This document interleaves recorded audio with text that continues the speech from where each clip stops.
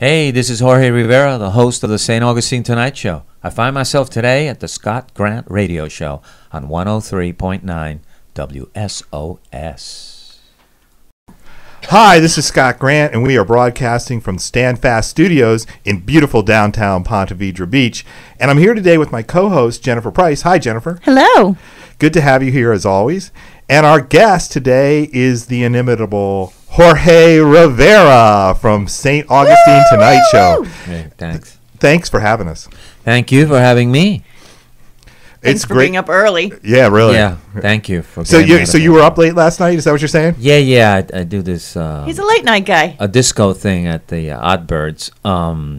And so it was great. It was just going back to the old disco hits, and the place was packed. It was great. People dressed up. It was a lot of fun. I've been dying to get you and Sharon there. Oh, really? Yeah. Were they wearing like polyester and bell bottoms and the whole thing? They even wearing some psychedelic shirts, and they were wearing one guy dressed up like a pimp. I mean, he had a long trench coat, really cool cowboy hat. I mean, people were just eating it all up. So it was a lot of fun. That I love cool. Oddbirds. That's a beautiful place in St. Augustine. Yeah. I don't think I've ever been there. I think I'll have to go now. Well, they're moving. They're moving now across the bridge. They're moving to a 7,000 square foot place. I believe what I heard is that building is going to be demolished or semi-demolished, and River and Post, a bar restaurant group, is basically going to put something there and run it.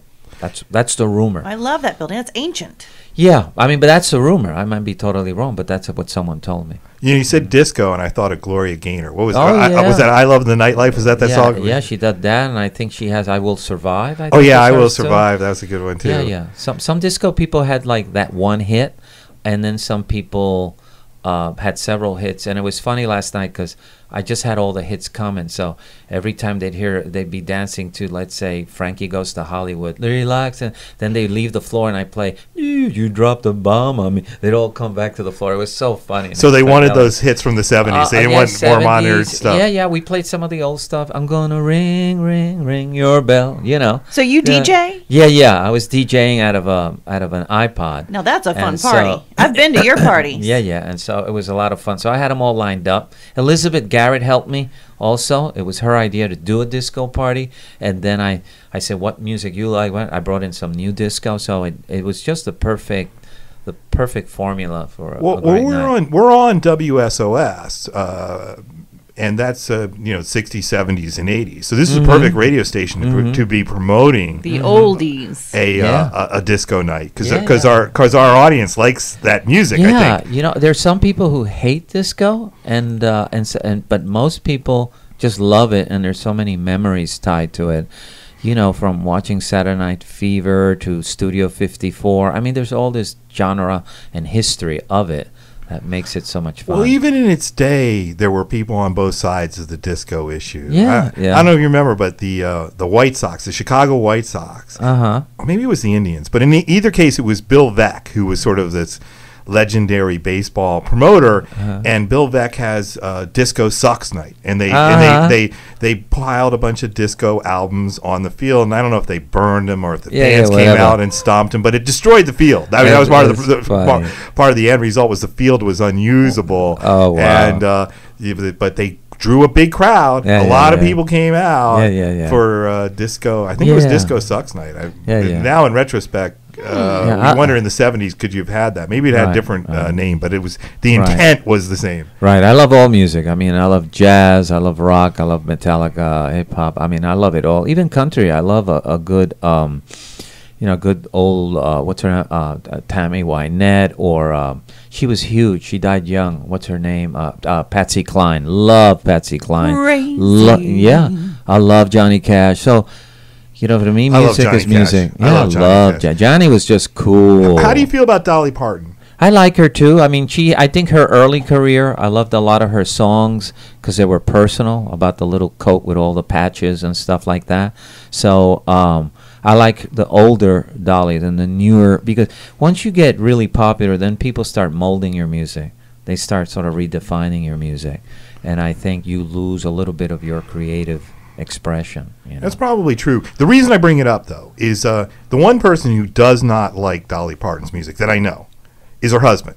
And apparently they've been married like 50 plus years. Yeah, they have a real strange relationship. Yeah, and he has been to see her perform once. Yeah. And doesn't really like to listen to her music. Yeah. And I saw a Dolly Parton interview where she said it was complicated. It's complicated. Yeah. So I'm sure he enjoys the income stream. you would think he enjoyed Yeah, the income stream. I There's think got to so. be a lot of money in being Dolly Parton. Yeah. More than being Jorge Rivera. Dollywood, Yeah. all her movies, Oh. 9 to 5. Jorge's on a budget. Yeah. Jorge's on a Dolly budget. is. Dolly. I figure. I guess there comes a point where you have more money than Crocus. So. Then Crocus? Yeah. I don't think I've heard that one What's before. Crocus? Crocus was someone who had a lot of gold in Greek times or something like that. Okay. I think I do know that Yeah, story. they say that they some say history. got more money than Crocus. Well, when he Yeah. interviewed me the other day, he said Methuselah, and that was, I think, Methuselah, probably what yeah. over everybody's head. Yeah. Hey, we're running out of time for this segment, so we're going to take a break, and we'll be back All with right. Jorge Rivera of the St. Augustine Tonight Show. Hi, I'm Billy Bussard, and I interviewed the Beatles, which is a much bigger deal than being on the Scott Grant Show. Hi, this is Scott Grant, and we're here in our studio in beautiful downtown Ponte Vedra Beach, and I'm here today with my co-host, Jennifer Price. Hello. It's always good to have you here, Jennifer, and our guest, Jorge Rivera. Thank you. And we're live right now. Is that right, Jessica? We're live? right. Jessica Carlo is broadcasting the show, simulcasting Wow. the show live on. Shout out to Jessica Carlo. And a shout out to Marky Marcano. Hola. Hola. Actually, you know what? You speak Spanish, right? Sí. So say hi to the Marcano people in Spanish. If you want. Bueno, todos los que están viendo esto en vivo a través de iHeart, a la comunidad latina, ya sean puertorriqueños, colombianos, venezolanos, y por ahí voy hasta la Tierra del Fuego. Mi corazón, mi cariño, gracias y mucho amor y fuerza, fe y todo se puede, pueblo. And we got a picture here of Jorge on the cover of Folio magazine. We'll get that I on know, the camera. that was a surprise. I knew they were writing an article. I didn't know I'd be on the cover. That's hot. You know, Yeah, because it's a they write great- articles all the time. They said, we want to cover this. Fine. And then someone sent it to me like at 1 a.m. I saw a digital version of it. And I stopped what I was doing. I got close, and then I opened it. I said, is someone playing or no? And it was true. I was on the cover. And It was that suit. Yeah, that's Gulani's suit, man. That was the first suit he won. Sharp. I think his favorite suit. That was He that was first very show. he was very emotional when he was talking about that suit to me. We did an Mm-hmm. interview with Jessica right before he went on the air with you the other Right. night, and he was very emotional about that Yeah, suit. yeah. He was describing in a lot of detail everything that was going on in that suit. You know, I see. This jacket right now that I'm wearing. I guess you guys could see it there. That's also his jacket that he gave me. And he said, "You know what? I don't want it back. Keep that." So I have to. Though we're giving them to USO and other veteran organizations. I keep those too, and they're great pieces of conversation because they're beautiful suits. And so when someone says that's a nice suit, I can tell them, "Let me tell you the story behind this suit." You know. Well, you know, and it's interesting. He told me that was a tuxedo that you're wearing. It could be, ma'am. The material is awesome. He said it was a tuxedo, and so it was Superna. It was his wife, Superna, who said, "Let Jorge keep that." Ah, Smart she's sweet. move. She's very pretty, very, very. She has this energy about her. Yes. that is so peaceful, so nice. Lucky man. Lucky Oh yeah, I think they're a great couple, and the daughter's going to medical school at She's university. an awesome doctor too. what Yeah, she does, is. so- She is. She definitely. Their daughter's a beauty queen. Oh, I didn't know that. and a med student. Oh, at Miss wow. University of USA. Central Florida. That'd be a tough one to meet the in-laws, man. Yeah, you'd have to have your Oh. game on, I think, Oh, before you I go to the guess Galati's so. house to date the Darn. daughter. Brush up on your You better have your Shakespeare, MD. Yeah, I think you probably do need an MD. Lawyers need not apply. Uh-huh. That's funny. So you're doing the St. Augustine Tonight Show, and that's Right. become a big deal, right? Well, it has, I mean, this is season 4, and it's like, season 1 was very scarce of the audience because it was a Friday at noon. Very terrible time, unless you're big like Conan or Jimmy Fallon, where people, go all the way to New York to stand in line to get in by 2 o'clock. season 2, people wanted the show, so people gave me free venues everywhere. So I was at the Leitner, at the amphitheater, at the distillery. I was in all these places. So I did, I think, 7 venues, 13 shows. Then season 3 was the one that suddenly kicked in, and we were at Garrett Brothers, which was a huge furniture store with fancy. Yeah, I heard furniture. you were doing it. A couple of people said And to me there that was packed. I mean, we were packed. I mean, not every night, but we were packed almost every show, right to the glass in the back. It was crazy. And then there were shows that we had. You know, when you're used to having a bunch of people and then you have half, you're kind of disappointed. But, you know, at half, you're still doing good. And now it's hit critical mass, you know, where suddenly I'm here at your show, I'm Melissa Ross, I'm on Folio, I'm in Compass magazine, a record. I mean, I myself I think it's a dream, and I'll wake up and you know, we're packed. You've been to a couple of the shows. We can't hold them the in. 2 I went to were full house. Yeah, I could barely squeeze myself in the back once I was done doing whatever I had done, and I got to introduce you twice. Yeah. So that was pretty exciting for me. I got to tell you. Well, the energy of it's like I was telling someone, I can plan the show, but I can't plan the energy of the audience. It's either there or not. That is just. You're either blessed with that or not. And it's great to walk out and feel that roar, to hear the people reacting to the guests. Oh, yeah, my 12-year-old son is fascinated. Really? I mean, my biggest mistake was taking him once. And now he has to be there. He even asked me yesterday, we're going every Tuesday night, right, Mom? You know, my son, great. My son was pretty shout out. fascinated too, and I think what we noticed was getting them. They're 13, getting them and 12, but getting them to pay attention to anything. You know, for any length of time Right. in this era is just impossible. Yeah. And they sat there transfixed Wow. watching that show. They never That's moved great. from the chairs. And the chairs, they were excited because the chairs had my name on them. They were reserved for me, and they're sitting in my chairs right up front. Royalty. And man. they were into it. Yeah, Yeah. there's no question. They were way into it. My son's favorite part is the comedian. Oh yeah, I extended it to comics because I brought some on the other show, and Lauren Brissett, she'll also have a spot for comedy. We did a comedy soiree in her home to pick them, and so we got them, and she was very helpful with that. Oh, that's interesting. So you actually auditioned the comics. Yes, exactly. Okay. Oh, I want to go to that one. Yeah. All right. Hey, we got to take a break, and then we will be back. And before we go, I want to say hola to all the fans in Marquis Marcano land. Hola.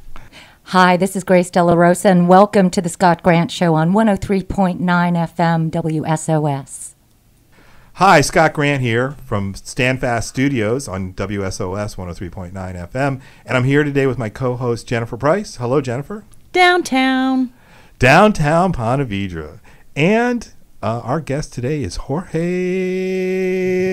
Rivera. Ready to rumble. How do you like those intros? Hey, those are great. I really got a kick out of doing that. I was like, and now from America's oldest city, the St. Augustine Tonight Show, starring Jorge Rivera. Well, that was funny because I was at the Kirk Marsh. He was a guest on the show, but he had his opening at the Rotunda, and one of the commissioners saw me and says, "Hey, I start every morning seeing you because there's the big billboard on State Road 16 of the St. Augustine Tonight Show." So that was funny that he said that. And you know, there's so many people behind this show. You know, we have Danny Berenberg, we have Rod Morris, not Rod Stewart, just Rod Morris. We have Stephanie Fox, Lenny Santiago, Anna Miller. We have Ward Clayton, who's been tremendous PR man. He was the one, you know, who makes sure that I'm visible. I just can go on and on. You know, we're doing it at the Corazon. That made that possible. And so there's just a bunch of people. Bernadette Rivelle, who does the social media. Bernadette's great. I'm impressed by your Everybody sitting around that entourage. table to put this together. It's not easy. It has moving parts. I'm just the guy who stands out there. But there's a whole machine behind me that this would not have been possible. I don't know without what you're them. doing, but they're all so friendly and Yeah. sweet, even under fire. We have them drink something at the beginning. Oh, I'm wondering what that is. So And my crew. Let me give a shout out to Griffin Syverson, Stasia Ehlers, Bailey Champ, and Lenny Santiago, the co-producer. These kids are amazing. They're all learning, and they're not afraid, man. They're hungry. They're hungry. Now, that's great. And this might be a good time to tell the audience how they can see the show. So you're at the Corazon Theater on Tuesday nights. So we tape live the show, so people can come to the show. It's taped in front of a live audience. At the same time it's being taped, it's being streamed live on Facebook. So you go to Facebook and you go to St. Augustine Tonight. That'll come up. You can sign up there, and people can watch it on wherever they are. And people are watching it and they're leaving comments. It's quite interesting. Then what I do is the next 2 days after the show, I edit.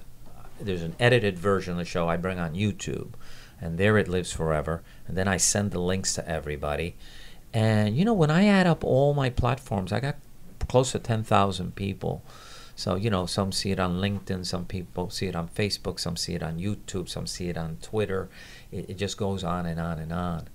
Well, I have to say, I think I would urge anybody out there who's interested to see the show live, because it's a nifty atmosphere and a lot of energy. I was really uplifted and thrilled by the way the people reacted when I was on the show. You're sitting up there and people are screaming and applauding, and the energy. And I think it comes through some on the when you're watching it in the recorded version, but not like being there. No, nothing's the same watching the game on TV or watching the game. I think it's why my son likes it so much. It's the first experience he's ever had with just a live show. Yeah, I think my son too. I think we talk about this sometimes because the kids, we do all this stuff, and the kids are kind of like Dolly Parton's husband. Right. But then when they came and saw it, they were like, "Oh wow, this is really impressive." Yeah, I'm also experimenting with guest hosts. Someone I give the show to. I have 3. Like Johnny Carson used to give it to Joan Rivers or Rich Little, or someone would come and do the show. You must really trust these people. Well, yeah. So this coming show, it'll be Lee Weaver. And we love Lee. Yeah, Lee and I have worked together, and we're planning going just to support Lee and be there for the show. Yeah. But we worked with Lee on putting the monument to the 16 or 17 rabbis. Yeah. And I say 16 or 17 because on the plaque that we put in, it says 16. Right. But back in 1964, they always said 17. It turns out one of the 17's not a rabbi. Right. So when they put that plaque in, they're by the book, man. They left that guy out. I feel bad for that guy, He frankly. didn't pass He his didn't test. have the title. He did not have it. He had didn't that have it. royal status.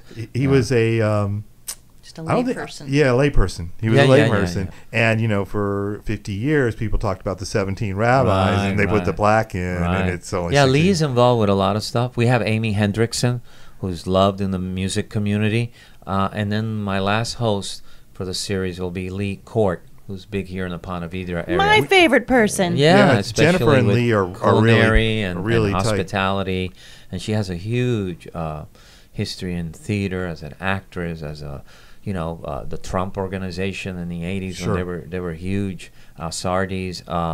It goes on and on. And she was in a feature film. Yeah. With Cliff Robertson. Actually played Cliff Robertson's wife in a feature film. I forget the name of it, but she was in it, and that I think was the only film she was in. I mean, it's the only one that I can find. Well, theater was her big strong, right? Which is so demanding. I have a background as an actor, and theater is very brutal preparation. I want to be Lee Court when I grow up. Okay. Me too. But I tell a lot of people, if you're new to St. Augustine and you want to know the people who make this community, heartbeat, what makes it bum bum bum, just watch my shows. You're going to meet everyone. You're going to meet artists, authors, philanthropists. You're going to meet historians. You're going to meet all sorts of people. I was impressed. I've been impressed by the guests and by how many of them are I didn't know, and how impressive they were. Yes. Harry McCormick, the artist, was on the show, and This cover photo looks like a Harry McCormick. I know. Is he going to paint you in the bar? He painted me and my son. I did a documentary on him, and I flew up to New York. And if you could see it, you could see it on firstcoast.tv. Just go to the search bar at the bottom, put portrait of an artist, and the documentary will show up. It's a 20-minute documentary. And he loved that documentary. That when we showed it at the Corazon, he came up and he came with this big canvas cover, and he pulled it, and it was me and my son, and it's in my living room. It's about half the size of that there. I was just speechless. You need a bigger apartment. My eyes got all. Yeah, I just That's got pretty felt amazing. that, you know. And he had this smile on his face because he took a picture of me, and he's always taking pictures. But I didn't know it was going to translate that I'd be a subject of Harry McCormick now. And, That's gold. And my son probably will sell it on eBay when I die, but. Oh, maybe he will. I don't know. Hey, we got to take a break, and we will be back with Jorge Rivera. Hey, it's John Miller, your rock solid lawyer. Man, I love the music on 103.9, 60s, 70s, and 80s. My music. I love it almost as much as I love the Scott Grant Show. Hey, Scott Grant here on WSOS 103.9 FM, and I'm here today with my co-host, the inimitable Jennifer Price. Oh, I'm going to have to look that one up. Thanks. Oh, you're welcome. Well, we do play word a day sometimes, right? Inimitable? Inimitable. Oh, I said it right. Inimitable. And our guest, Jorge Rivera. Presente. Oh, beautiful, beautiful. And I was on your show, and we did an interview, and I really liked it. I want to thank you. It was a lot of fun being on your show. One of the highlights of my life, frankly, was being on your television show. And getting interviewed by you. You felt like a real star. It was fun. I did feel like a real star that night. There was a lot of good feedback from your interview. You know, I get some. I never get negative interview. The worst I'll get is no feedback at all, which means it was okay. But then I'll have someone who, you know, just resonates for whatever the message or how funny it was. You know, I had Margaret Nicholson talking about looking for her biological father, and that interview was was hilarious. I know that was good. She was on right before me. So. She shocked us. Yeah. You know, it's funny because when I told someone I was having her on, it says, "What makes her interesting?" I said, "Just listen. Don't let me run the show. I know why I have her." And she worked marvelously, and she felt great after it. And it was a great interview. Well, Jennifer and I have that conversation every once in a while regarding our guests, and I'm like, just trust me. This person's going to be good. Yeah. And so we've had a couple like that. You all say don't judge a book by the cover kind of thing. Yeah, he'll say a name and I'll scratch my head. Why? Well, Nagorski was pretty good. We liked Nagorski. Nagorski was great. He was on my season 3. I liked him a lot. I'd like to do some more stuff with him because he's very I could do interesting. hours with him. He's just an encyclopedia. And what I liked about your show, or one of the things I liked about your show, is the audience was really receptive to the civil rights stuff. And sometimes I do that, and I'll be invited someplace to do it, and I'll even think to myself, why does this group want to hear it? And I'll get there, and the worst fear is realized. About half the group doesn't want to hear that there was Martin Luther King came here in 1964. Civil rights to me breaks down to something. I talk to friends on if you want to call it, they're on the right or whatever it is. But to me, is how is it that you have a group of people that you bring here against their will, and they've been here longer than most whites, because everyone said, well, my parents came, or my people came in 1800s or someone ago. But these guys have been right here before we were even a free country. They fought in all our wars, and they've been loyal. Why are they still struggling to be Americans? I don't get this.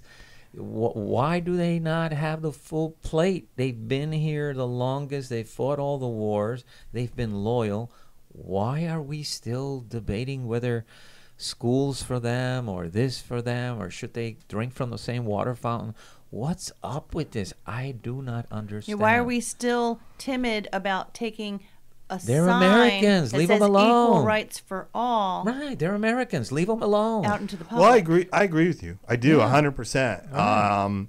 And I don't have a really good answer. Right. I don't get it. But it's pervasive to this day.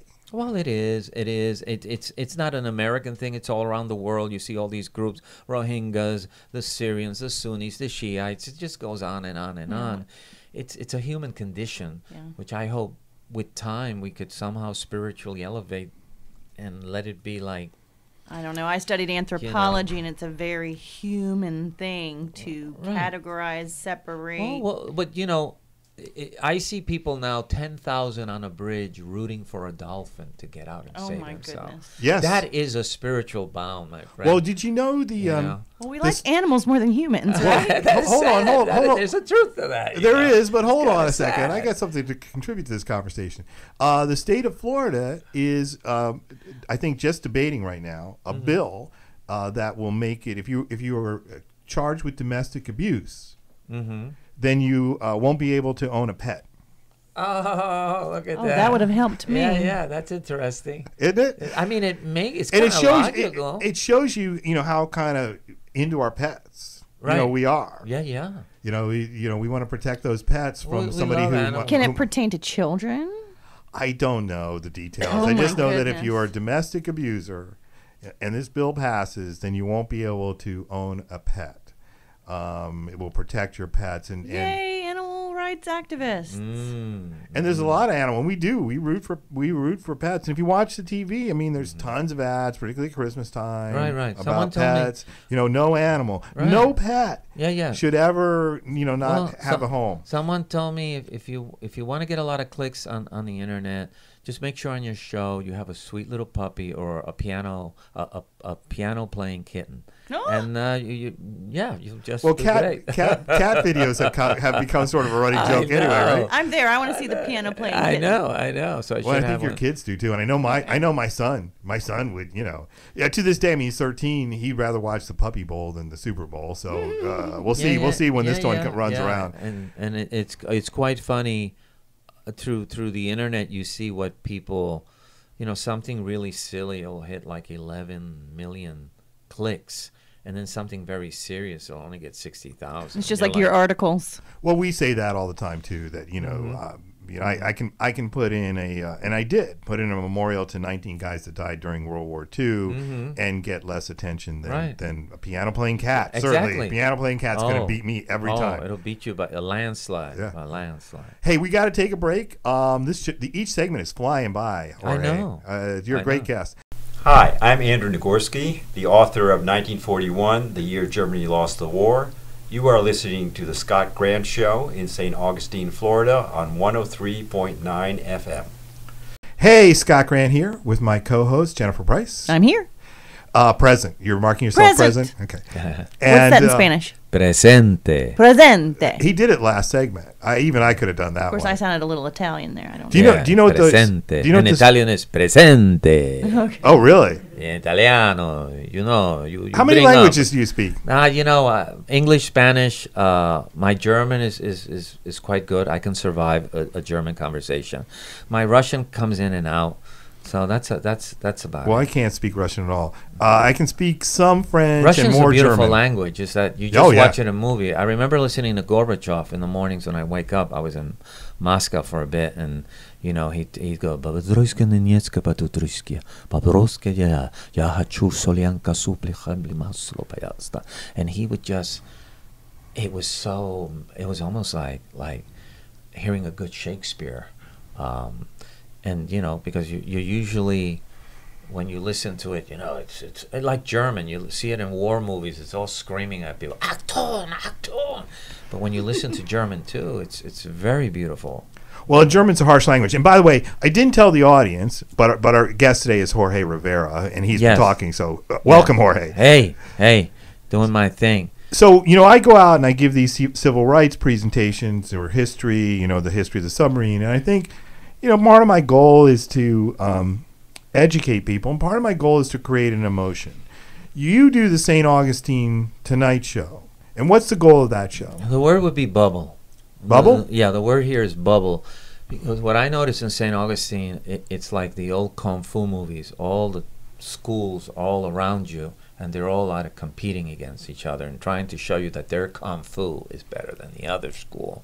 And I felt that we needed something that would create its own bubble, but it would create bridges to all the bubbles and bring them all together. So you're trying to build bridges between the different communities. Yes, because I believe everyone's needed, and I felt that by bringing people of different art galleries or bringing people of different, my father used to say something to me, I never forget. You make the choice of being visible or invisible. don't complain of either one. You made the choice. So I wanted to bring a lot of people. A lot of people sit in my show and said, I've seen that gentleman. I've met him. I did not know his journey. Oh my Lord! And it's the thing of letting people know that there's playwrights out there, that there's theater other than the limelight, that there's a lot of stuff going on, and that everything has worth, everything is valid, and you need to respect each other and be more community-like than these bubbles. Well, there's a lot of fascinating people in St. Augustine, my and I've learned of some more from your show. Oh, yes. And they tend to live a long time. From what you proved. Yes, but you have people like, I think you had Lenny Foster, for instance. Lenny's a great guy. Yes, Lenny's amazing. And we did have him on the show. Have you had him on your show? Yes, I had him on my show, and he was amazing. And I bring people, sometimes people say, you need to talk to this person, and I'll meet them, and I'll hear the story, and I say, wow, that is a great. Other people I meet myself in parties and events and whatever. So... And then, some people just come to our community, but they bring something that has an impact. I feel everyone has an impact, big or small. But at the end, it's just part of that whole big pizza, Whether you're just that little piece of pepperoni on the side. Hey, that might be your last bite, and that's quite nice. But who's the pineapple that's on that pizza? I don't know. No, Maybe some Hawaiians. Aloha to my You've got Hawaiian me craving brother. pizza now. Aloha, indeed. Aloha. But yeah, and so you're trying to build bridges. That's the goal. I'm trying people to celebrate us. We Jacksonville has no time for us. Well, Alyssa Ross is the only one I know that spends time with You're St. right. Augustine. Well, and they're different markets. I mean, having done a fair amount of live presentations, in fact, fair amount, like over 200 of them, I can tell you that I do essentially the same presentation in Jacksonville and then do it again in St. Augustine, and I got to change it. Yeah. I mean, it's got to be different because people in St. Augustine, they're not that interested in what happened in Jacksonville, and people in Jacksonville, other than Martin Luther King coming, they are just not interested. St. Augie who? Almost. I mean, you're like, where's that? And the two cities, when you look at the history, they're pretty intertwined. My dream is that Palm Coast, St. Augustine, and Jacksonville become like the tri-state area, like Connecticut, New Jersey, and New York. Yeah, you know what I mean. There's a flow of people, of talent, of intellect, of a lot of stuff, and whether you read the Folio, or the St. Augustine Entertainer, or Narrow Magazine. I mean, there's so much going on in our city. Well, there's a lot going on. You're right. There's a lot going on in both cities. I mean, there's almost daily something that you could do. Yes. And sometimes, we have to make a choice as to which of two or even three events we're going to go to because we get invited to a lot of things. And it's like, the only people bored in this city or in this area are boring people. Well, yeah, because there's too much going on. I was one of those few New Yorkers that really enjoyed the city. I'd love to go to the jazz, to the museums, to parties, to exhibitions, to all that. And then I had friends who just go home after work. Well, a lot of people, a lot of people watch TV and go to sleep. There's a lot of people in general in the United States and here in this area. That's what they want to do. They want to go to work and they want to go home. Right. And they want to drink their beer. Watch bad TV, and drink bad beer, and go to bed. And TV, for whatever reason, I can't stand TV anymore. The ads always bug me. Well, the TV of your time and my time is a different TV than now. Yeah. Now, that song by Bruce Springsteen, 355 channels and nothing on. Yeah. It's so true. I mean, I used to run home to see a show. Now people do this binge watching on all these cable, like Netflix or Amazon, and there's a bunch more. Oh, there's a lot of shows you can binge watch, and I've done this. 24 hours. How do you, People say, "Did you see this? Did you see that?" Hello, I'm working. I'm Donna Deegan. It feels like I've been running my whole life, and now I'm running for Congress. This is the Scott Grant Show, and you're listening on 103.9. Hi, this is Scott Grant. I'm here in the studio with Jennifer Price. Hello. And Jorge Rivera. Here I am. And during the break, we were talking about some things that we might be able to do together in the future. And Hey, I'd I'm love open. to work with you, man. I'm open. I'm a big fan. I don't think everybody knows it, but you and I have a history. We had done some video on the submarine attack. The submarine interview of Mr. May, I think was his last Phil name. May. May. And he was an interesting guy. He Yeah. had some interesting stories. And his dad was a lawyer and represented Marjorie Kinnan Rawlings in a libel suit regarding a book she wrote called Cross Creek. And she got sued because one of the person from Cross Creek felt she had been unfairly characterized in the novel. And in the end, she lost that suit. Okay. And she was ordered to pay $1. Wow. So she was very happy with Phil Sr.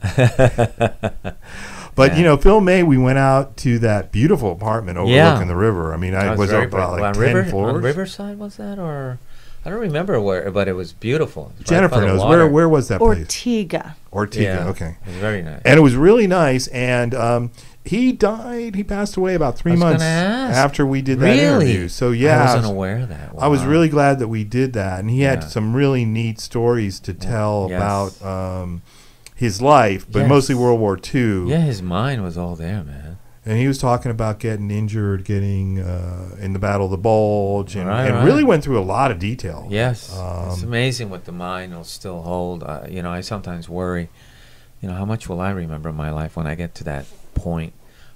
This guy from the Monty Python just died. Oh, which one? He was the one who directed the Life of Brian. I really like Life of Brian. No, Very controversial. No, not Okay. Cleese. I forget his name. He was 77. Dementia was his. or Day, something like that. Oh man, he also did the Holy Grail. Directed that. A lot of The people Meaning like of Life. He a lot directed of that. people like the Holy Grail. That was a cult classic. And I the loved cult classic. the Great Holy movie. Grail. Great movie. Holy great Grail movie. was funny. And The Meaning of Life is another one, not as popular, but a really good one. Yeah, it but was I have to say, I controversial. really like The Life of Brian. Yeah, that The was Life funny. of Brian's one of my Well, favorites. some people called it sacrilege and all that. Well, I'm sure they did. It's funny in the world of religion, whether you do a movie like Life of Brian or whether you do a cartoon of the Prophet Muhammad. I mean, all caca goes your way, man. So it is subjects that you have to really be careful or know that they're coming after you do this. Well, and you think people came after him for that? Yeah. I just remember I remember a lot of it, but I remember the one scene where the Palestinian Liberation Front is fighting with the Palestinian Front for Liberation, right? And they're at each other's throats, even though they're. That sounds familiar today. It does. Well, Monty Python was good at. He was ahead of his time in his comedy, which made it. Even the Holy Grail. I think my two favorite scenes. Was when he wanted to cross the land, and there was the night, and he chops his arm, and the guy keeps fighting. He chops his other arm. The guy has no arms, and he's trying to bite his legs. I mean, it's hilarious. Oh, the rabbit. Yeah, go, the rabbit. Just rabbit's go, my favorite. it's a bloody rabbit. And they go, and the rabbit comes and chops everybody's heads off, And so it was this really, really weird humor, but it was I think the equivalent to that would be the guys behind South Park, they're way up there. Now, the South Park, I have to say, there were certain episodes of South Park that Very I controversial. would watch, and I go, I can't even watch this. Yeah. But then there were others where I go, this is genius. Yes, exactly. This is absolute genius. And that's the thing with an artist. You got to take his fortes and his non-fortes, and that's all. So are you an artist? I think you are. What do you think, Jennifer? Are you an artist? I believe Jorge works to make people feel something, and I think that's the definition of an artist. Whatever. I just feel it's tooting one's horn and say, yes, I am an artist. I am creating right now my great masterpiece with both of you. Whatever. I just do what I do. We talk about this periodically because what is art, and most people think about That's painting, it. painting, and then is writing and art, and I think it is cooking food and art, right? And I think on some cases it is. Oh yeah. And maybe in every case, and that you can eat it is even better. Yeah. And then you two are performance artists. But Picasso be very chewy. But both give you some sustenance in different ways. Yeah. Well, yeah. You have to take care of the parts that are not physical. that defined us as what we do, what we think. Well, that's beautiful. And I like that. you talk about people, working and going home. They're missing out. They're missing out on a level of sustenance that you can't get from television. Your question is, what defines you? Right. Or cat videos. Yeah. Can another person define me? Can a piece of art define me? Do I define myself? And I think it's that quest that we go to these bookstores and there are all these books of, be a better dad. You can touch the stars. I mean, you could. There's go a lot of book those. and book, Well, 12 steps to be a better dad. Let's get it right. 5 things, 5 keys. So, and if you do these 5 things, you're going to be a better but person. It's live art that is. Well, I think life is a philosophical journey, and it doesn't have to be pretty. Live art, though, performance art is definitely lacking in the modern day when we're so used to recording. Right. Well, live feeds off an audience. Yes. And it does feed off an audience, and you got to you got to kind of know your audience, and you got to. I know that when I'm doing live presentations, and I do a lot of them, the way the audience reacts changes the presentation. Right. And I end up being a different presenter in front of one group versus another. If I get a lot of feedback, women, by the way, women are much better audience than men. Women are more spiritual than men. As a whole. I'm not saying there aren't men that are spiritual, but women have that other. It may be because they're geared to be mothers at some point, or they're just more empathic. Yes, and they're more. Well, in England they would have in merry old England, King Henry VIII kind of time. They had 2 courts.